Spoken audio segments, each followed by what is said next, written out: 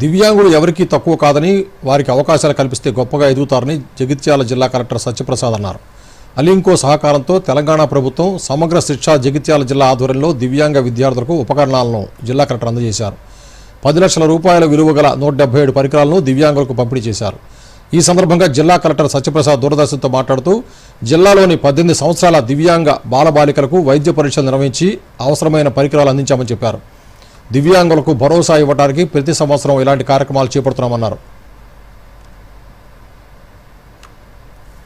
పిల్లలకి ఎవరైతే special needs అవసరం ఉందో వాళ్ళందరికీ కూడా అలింకో కార్పొరేషన్ ద్వారా మనకి గవర్నమెంట్ సుమారుగా 10 లక్షల రూపాయల విలువైన సామాగ్రిని సుమారుగా 120 మంది పిల్లలకి అందజేయడం జరిగింది. సో అందరినీ పిల్లల్ని పిలిచి ఇక్కడే మనం తీసుకొని డీటెయిల్స్ అనేది తీసుకొని ఇవ్వడం జరుగుతుంది. సిఈబి కార్య కేంద్రంలో మేము నిర్ధారణ క్యాంప్ ఏర్పాటు చేశాము. వారు అలింకో డాక్టర్స్ వారిచే గుర్తించినటువంటి 120 మందికి నేడు ఈ క్యాంపులో పరికరాలు అందజేస్తున్నాము. ఇందులో మొత్తంగా 120 మందికి నిర్ధారణ చేయడం జరిగింది. ఈ 120 మందికి 177 పరికరాలు నేడు మన భవిత కేంద్రంలో ఉన్నాయి. వీటిని వచ్చినటువంటి పేరెంట్స్కు పిల్లలకు అందజేయడం జరుగుతున్నది.